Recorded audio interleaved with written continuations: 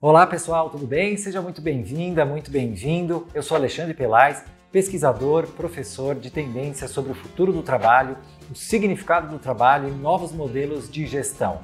Um assunto que obviamente hoje permeia todos os aspectos da nossa vida, quando a gente começa a questionar um pouquinho qual é o significado do trabalho, por que é que eu trabalho, qual a diferença entre trabalho e emprego. Se esse é um tema que te interessa, um tema de desenvolvimento humano, do teu autoconhecimento, da reflexão crítica, você vai gostar muito desse canal. Já aciona o sininho, assina o canal e me acompanha, que eu vou trazer muito conteúdo rico, com dados científicos, muito aprendizado com relação à liderança, recursos humanos, empreendedorismo e desenvolvimento humano.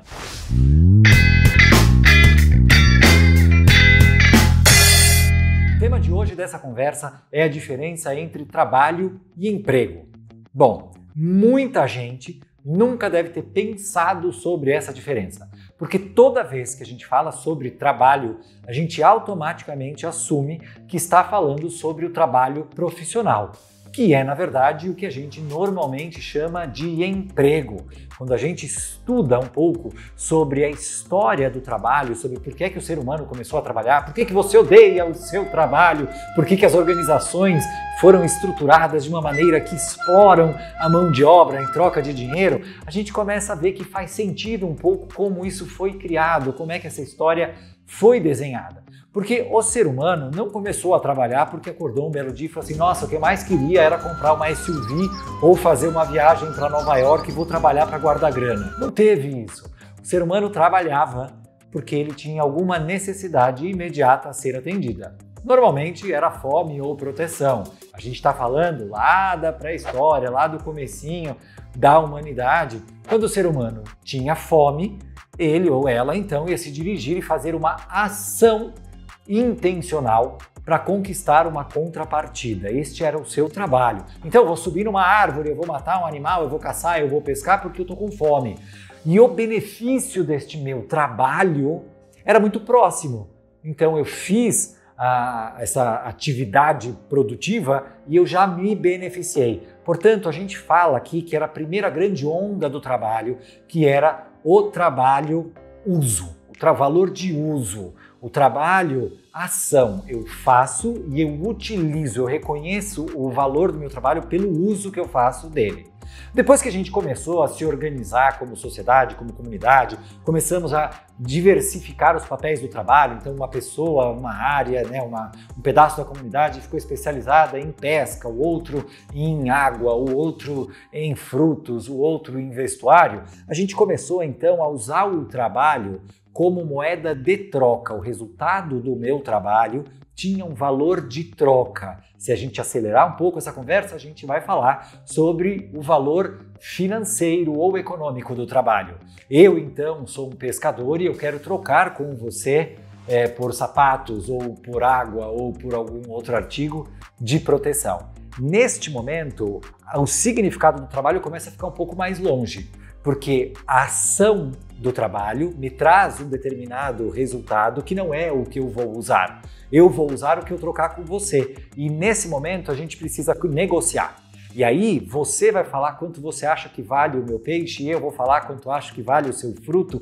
E aí então o significado do trabalho começa a ficar um pouco mais distante. Depois a gente tem uma terceira onda do trabalho, que é a onda que a gente vive hoje, que o trabalho começa a ter mais um valor de significado, de interpretação, onde nós temos pessoas trabalhando exatamente no mesmo lugar, desempenhando a mesma função, recebendo a mesma grana em troca, nas mesmas organizações, mas cada uma contando uma história completamente diferente sobre como interpreta o seu próprio trabalho. E veja, aqui, muito resumido, eu só quero que a gente consiga discutir o papel ampliado do trabalho e como a gente foi navegando até fixar que a única ideia do trabalho válido era do trabalho remunerado, o tal emprego. O trabalho, na verdade, é toda a ação intencional em busca de um determinado resultado, ou seja, uma ação produtiva que pode ser de criar, desenvolver, oferecer um serviço, cuidar, corrigir, mudar uma situação percebida por meio da ação. Isto é trabalho. Sempre uma ação com grande potencial de resultado para as pessoas, para o mundo e para você, para o autor, para a autora dessa ação. Emprego é uma relação, um contrato normalmente formal de troca, mas não é só um contrato de troca com um líder hierárquico, com um chefe ou com uma chefe. Emprego é uma relação contratual de troca. E, inclusive, a gente tem vários contratos psicológicos de emprego, vários tipos de relação que são regidas por essa regra de eu só faço porque eu espero algo em troca. Essa é uma relação um pouco mais de emprego. Trabalho é uma relação de ser. Emprego é uma relação de ter. Ao longo da nossa vida, a gente vai migrando dessa percepção do que era o trabalho como atividade, como interação com o mundo, e vai ficando um pouco acomodado na visão do que é o emprego. Porque quando nós somos pequenos, a gente começa a explorar o mundo. Imagine só, uma criança pequena começa a explorar o mundo, começa a se desenvolver, começa a interferir no mundo que está acontecendo, o mundo que antes ela só contemplava, agora ela descobriu que ela pode entrar e começar a mudar as coisas. E nessa época de exploração, por volta dos 2 anos de idade, a criança começa a interferir no mundo e ela começa a mudar tudo de lugar, né? Tudo de lugar. Normalmente a vida das pessoas vira um inferno. Eu sou pai de trigêmeos, vocês podem imaginar como foi isso para mim durante essa época. E essa criança, conforme ela vai desenvolvendo sua interação com o mundo por meio da ação, ela vai também reconhecendo o seu potencial, ela vai se desenvolvendo, ela vai enxergando quem ela é no mundo de uma forma muito autônoma, muito criativa e muito autêntica. O que acontece é que nós adultos, inclusive, por segurança e por educação, a gente começa a restringir o espaço de desenvolvimento dessas crianças e a gente começa a dizer, não mexe aí, coloca isso no lugar, agora não pode, desse jeito não. E a gente vai encolhendo o espaço que essa criança tinha de desenvolvimento, de expressão e de exploração e desenvolvimento deste tal trabalho como ação intencional. E então a gente começa a dizer para essa criança, arruma a cama, pendura a toalha, seca a louça, põe a mesa, seja lá o que for, e a gente vai encaixando essa criança em um outro movimento mais simplificado, em uma relação de troca, em uma relação de faça o que eu te digo para fazer.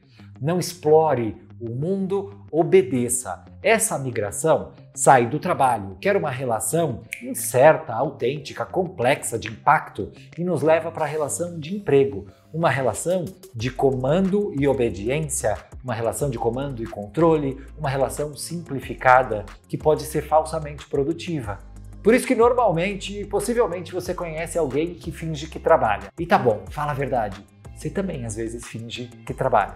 Porque todos nós, diante da exaustão, do cansaço, podemos fazer de conta que estamos sendo produtivos e a gente vai tentar só parecer ocupado. O problema é que quando a gente faz essa transição e sai da conexão segura com o trabalho espontânea, criativa, autêntica, e eu vou para a relação de emprego, para esta relação de troca simplificada, piloto automático, apenas como resposta a uma demanda, eu vou matando a minha individualidade, eu vou deixando de ter a oportunidade de enxergar quem eu poderia ter sido no mundo. E como eu falei agora há pouco, a gente migra de um modelo que era de autonomia, a sua relação com o mundo, a sua paixão, a ideia que você tem de conseguir interferir e desenhar o teu impacto, imprimir o teu impacto no mundo, e a gente entra numa ação que se chama heteronomia, uma ação que de fora para dentro a gente recebe estes comandos. E essa heteronomia é regida primeiro pelos nossos pais, que sim, tem uma posição hierárquica maior do que nós e eles têm algo que a gente quer em troca,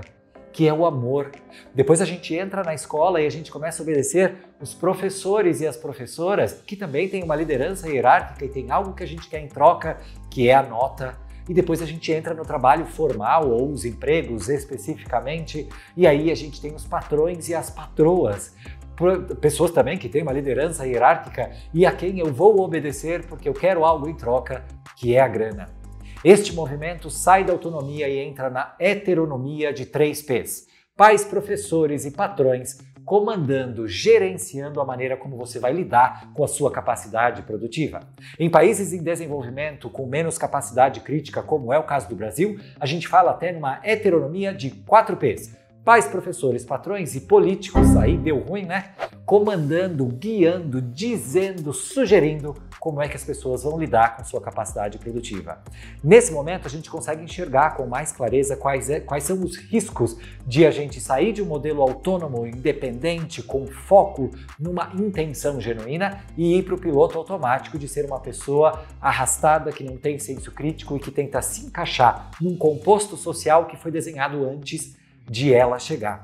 Portanto, é muito importante a gente diferenciar o que é emprego do que é trabalho. O emprego é uma relação super importante e agora falando especificamente do emprego como relação formal de trabalho remunerado dentro da sociedade capitalista. Nós vivemos em um mundo capitalista no Ocidente, principalmente precisamos de dinheiro para conquistar sonhos, para viver experiências e para sobreviver. Mas este é só um dos impactos do trabalho, o impacto do sustento, o impacto financeiro. Mas há outros dois impactos do trabalho. Um deles é o impacto social. Qual é a marca que você deixa sobre as pessoas de acordo com a maneira como você realiza as suas atividades? Você já foi muito bem servido por um garçom e muito mal servido por um garçom. Isso teve um impacto sobre você. Você já foi muito bem atendido por um cabeleireiro, por uma cabeleireira e muito mal atendido. Qual foi o impacto que teve sobre você?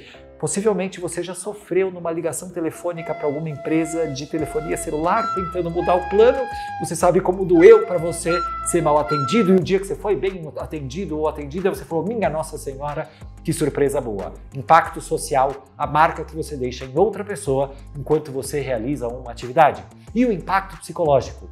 Qual é a história que você está escrevendo sobre você enquanto você realiza um determinado trabalho? O ser humano é um ser em constante desenvolvimento, em constante acabamento de si mesmo. Por isso que a gente nunca fala sobre o ser humano perfeito, porque perfectus do latim significa acabado e o ser humano é um ser inacabado, é um ser que constantemente vai lapidando quem é. Portanto, nós somos um livro sendo escrito, uma impressão sendo feita numa impressora 3D, a qual nós mesmos vamos ter que nos confrontar quando a gente olha e fala, poxa, eu tenho um baita orgulho de quem eu sou por meio do que eu faço, ou você imprime uma massa meio amorfa que você fala, cara, que vergonha de quem eu sou, e aí você vira aquela pessoa amargurada no mundo do trabalho.